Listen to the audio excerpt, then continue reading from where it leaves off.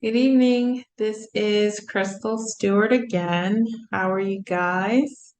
Um, I wanted to follow up. Hope you guys can see me okay. So I wanted to give you guys a part two to the part one video. We discussed a little bit about the difference between life coaching and therapy, what life coaching entailed regarding goals and certain models that we use. And we just talked about all of that. So this is a follow-up to that original video, and this is a continuation of the goals. So if I'm not mistaken, I believe we left off with visualization, and that being a technique that coaches use when dealing with their clients. And one of the examples that I used was that of a coach to a basketball game. But it doesn't always have to be a game. It could be something along the lines of um, relating to something that your client relates to.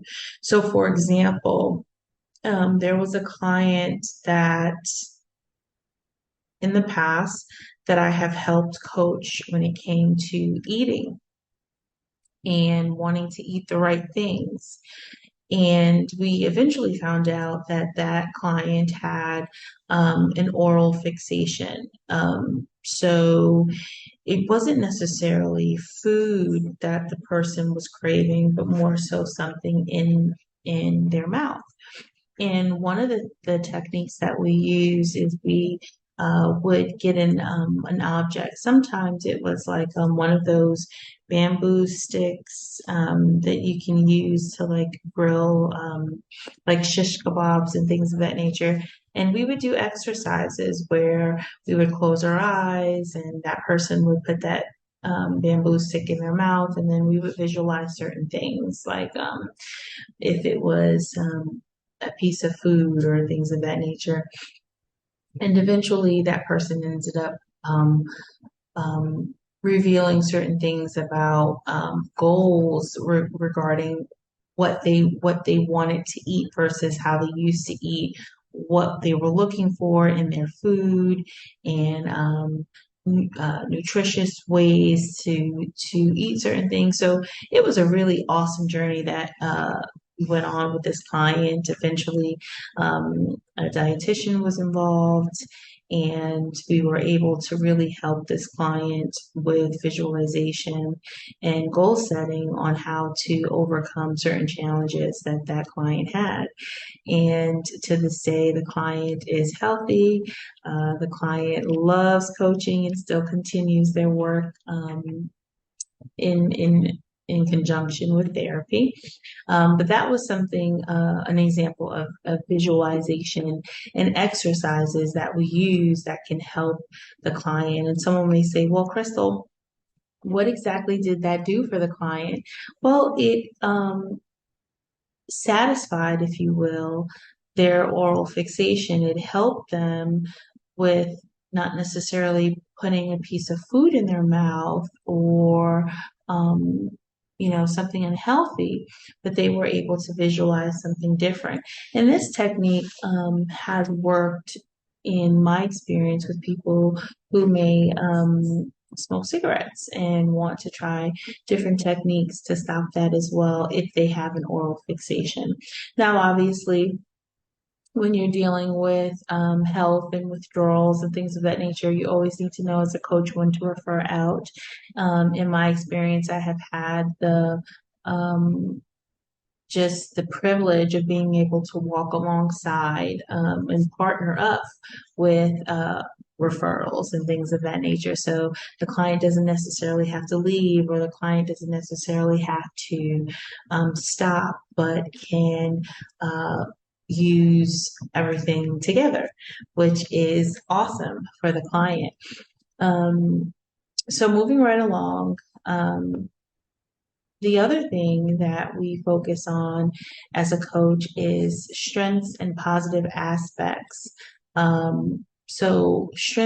Strengths and positive aspects of well-being. One of my opening statements is usually that here in my session or in our session, we tend to focus on mental wellness rather than mental illness. Just mental health in general can be very intimidating for some people. Um, there have been a population of people, I don't know the percentage of people that don't talk about mental health. It's not something that is brought up, it's not something that is encouraged to talk about.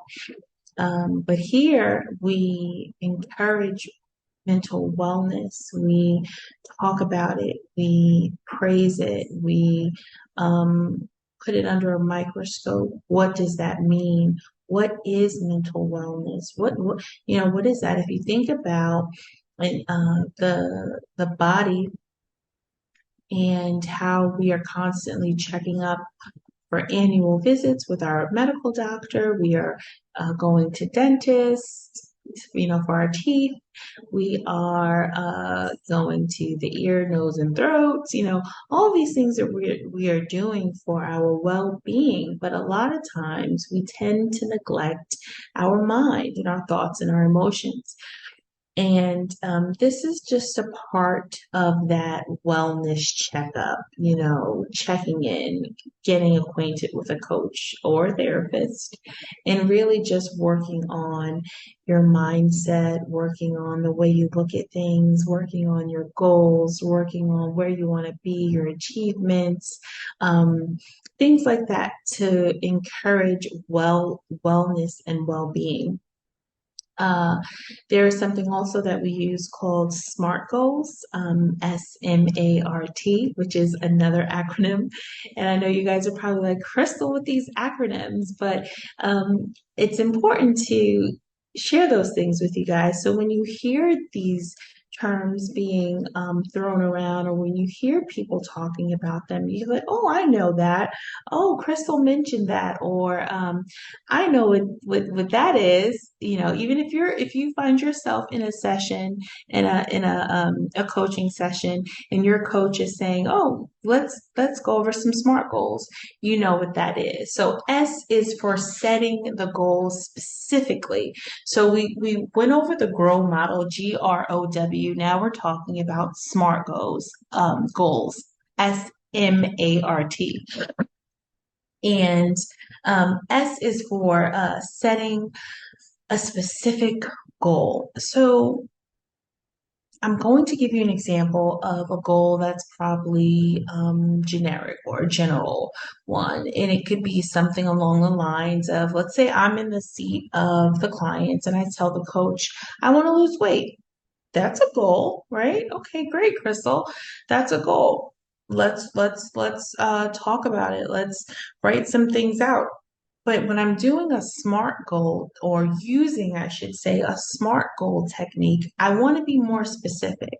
So if I say, I want to lose weight, but I want to lose 10 pounds of arm weight, 10 pounds of the weight in my arm, or 10 pounds of stomach weight, or 10 pounds of leg weight, or but it's very specific. So then your coach can come alongside you and say, okay, these are the techniques for arms. And when I say coach, in this particular example, it would be your personal trainer, right? Okay, this is what you're going to do for those arms. This is what you're going to do for those legs.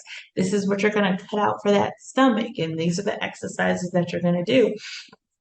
It is specific to that area.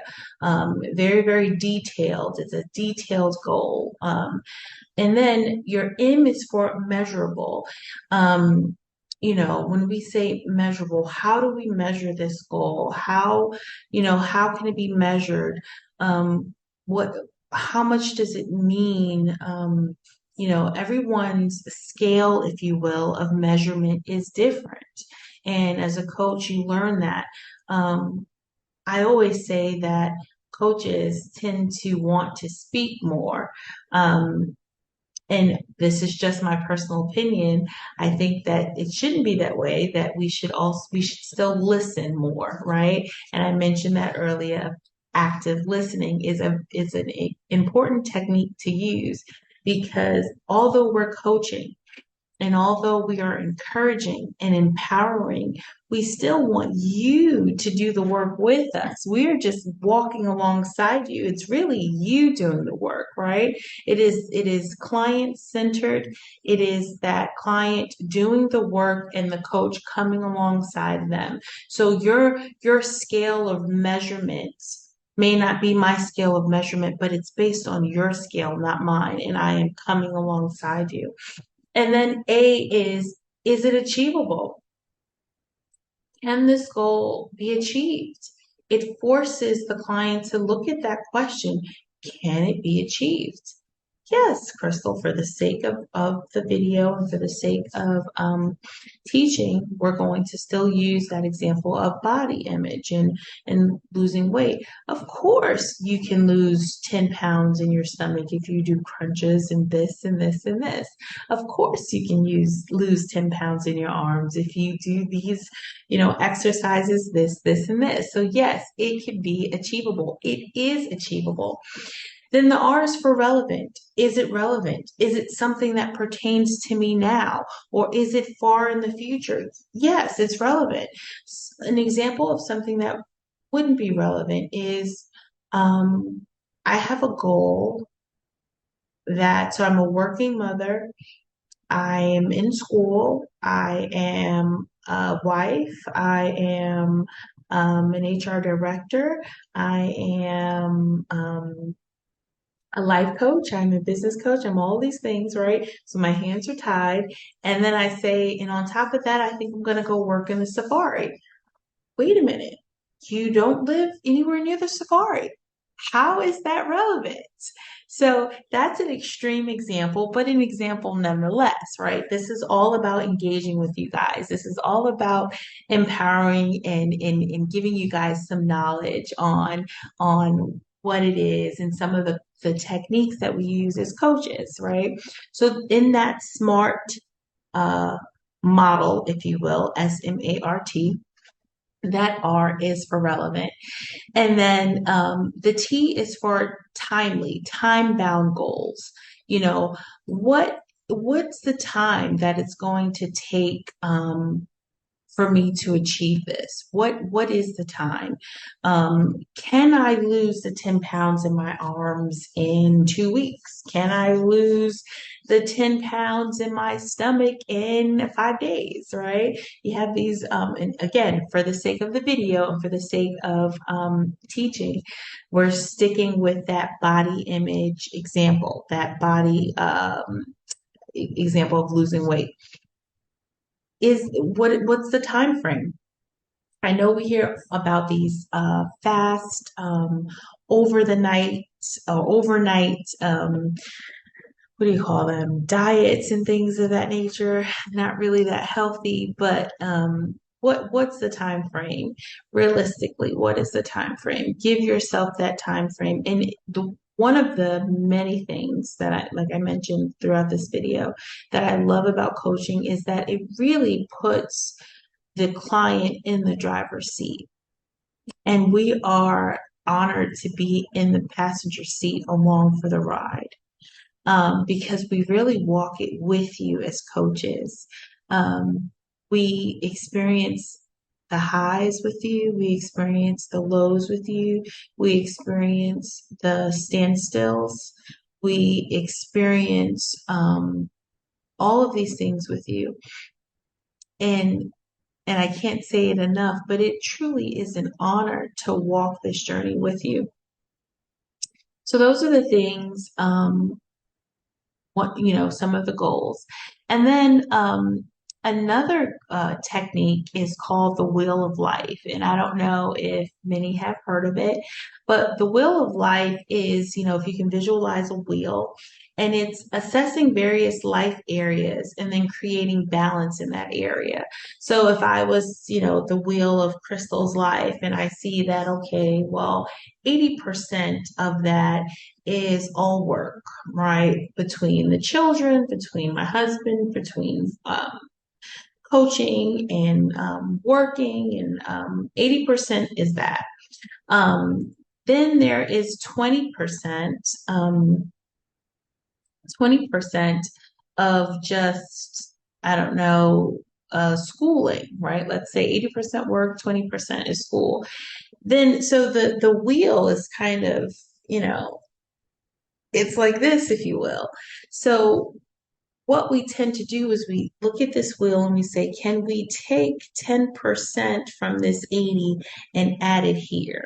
Can we take 5% here and add it here? Can we take 2% and add it here? And so on and so forth. But the objective is to get the wheel from being like this and then to balance out, right? So then we can you can imagine how a wheel is going. But that is the point of that. And I like to do it. I always say to everyone, coaching allows me to walk an aspect of one of the many gifts that I operate in. And I am a Christian. And one of my giftings from Father is that I am a teacher by heart. I am a teacher. So eventually, when I graduate with my PhD, my plan is to teach at the universities. And so in my sessions, I'm the one with the big old dry erase board, right? And for the sake of the video, I'm trying to make sure I stay within my time. But I was gonna have the whiteboard up for you guys and show you this and show you that, but I know I would just keep going on and going on. But we have so much time together in the future, God willing, I'm looking forward to it, that we can go over these things. But anyway, in a session, I would draw a big old wheel on the board, and then the client will tell me, well, 80% here is this is here, or 2% here is so on and so forth. And then we will see where that wheel is, how it's leaning. And then the purpose for the end of the session, hopefully, and if not a couple more sessions, is to see how we can balance that. And then once you write it and it's all equal to 100%, then you can tend to see what you need to work on. Okay, I need to kind of work on this because although we disperse this percent here, it really is still 80% here. So how do I, realistically take some of this out and put it here? It takes work. And that coach is there to help you with that work. Um, then one of my absolute faves is role playing and action plans. What is role playing and action plans? What does that mean? That is just practicing new behaviors and creating concrete action plans. One of the most concrete action plans that I have experienced, more so in crisis work, is when we have to do safety planning in the event of SI, and that's just suicide ideation. If someone is presenting um, characteristics of suicide, and we put an action plan in place for them. But I don't want to bring the vibes down for the video, but I do have to be realistic with you guys. And sometimes that is a concrete action plan that I have used in my experience, or have created, I should say, with some clients. And then we refer out. But in crisis work, um, it has to be that way. But let's just go back to coaching. So, what does practicing new behaviors look like in role playing?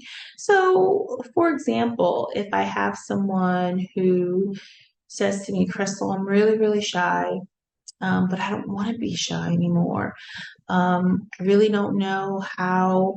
Um, to interact with people. When I go out to dinner, I fidget a lot, or I feel like they can see my tics, or all these different things that they have, which are valid, right? One of the first things I do is I validate their feelings because I need to be empathetic towards how they're feeling and imagine if I was in that seat, how I would feel with these things. So then we role play.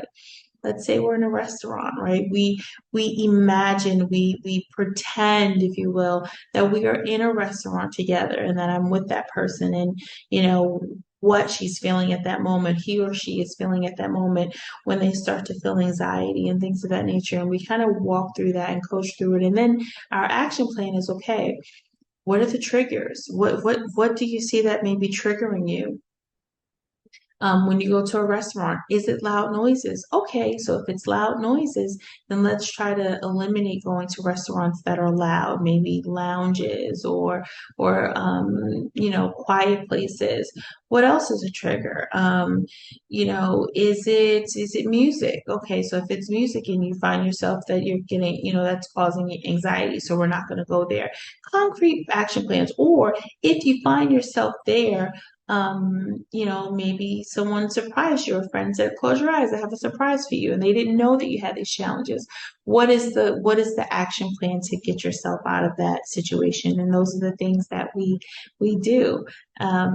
So in summary, with combining the video that we did in the beginning with the differences between life coaching and therapy, and going over some techniques of life coaching and the things that we use and things that have helped. In summary, or I should say in conclusion, we're just going to go over a little bit of what the benefits of life coaching is. So some of the benefits is enhanced self-awareness, one of my favorites, right? I mentioned that because it's nothing more exciting to me than to see someone really come into their own when it comes to self-awareness. Improved goal achievement, setting these goals, achieving these goals, and to see it keep increasing. Increased confidence, one of my faves, right? As a coach, there are no words to describe when you see a client of yours who may have been suffering with low self-esteem or suffering with certain things, now become so self-aware and self-confident. You're like, yes, yes, yes, yes, right? Imagine that coach clapping and cheering. That's how we are professionally inside. Any coach would be, because you want to see that. You look forward to that when they get to the other side. And then when we go into the professional development, better work-life balance. And I mentioned that earlier when it came to the wheel. A lot of professionals, when we're in session, we use that wheel of life because a lot of times they're in a coaching situation because they're not in balance. So a better work-life balance is one of the benefits. Another one is effective decision making. When you are constantly goal setting and knowing how to achieve those goals, or setting yourself up to achieve those goals, it kind of trickles down into decision making, how you make your decision, how your thought patterns are. It really is all connected. I kind of think of it as a root in the ground, and all of these different, like a tree with the root, and it's just going all over and digging deeper and reaching further. And then last but not least, personal growth and development. Um, you know, at the end of the session, at the end of the day, it truly is about that client's personal growth and development, that they leave. And I don't mean at the end of one session, but at the end of the journey, they leave different than how they came. They leave with something that they didn't come with. They leave with more growth. They leave with more development within themselves. You give them something that they can take with them that no one can take away. You give them the foundation. Um, So I hope that you guys enjoyed this mini series, if you will, video one and video two. Um, just the differences between life coaching and therapy, what the techniques are that life coaches use, what we um, attempt, if you will, to reach with the client, how we view the client, how we care for the client, how we walk with the client, because we truly walk with the client. It has been an honor speaking with you guys. I really, really hope to speak more with you. Please leave any questions and comments. I'm eager, if you will, to interact with you guys on so many different levels. Have a great, great day. Bye bye.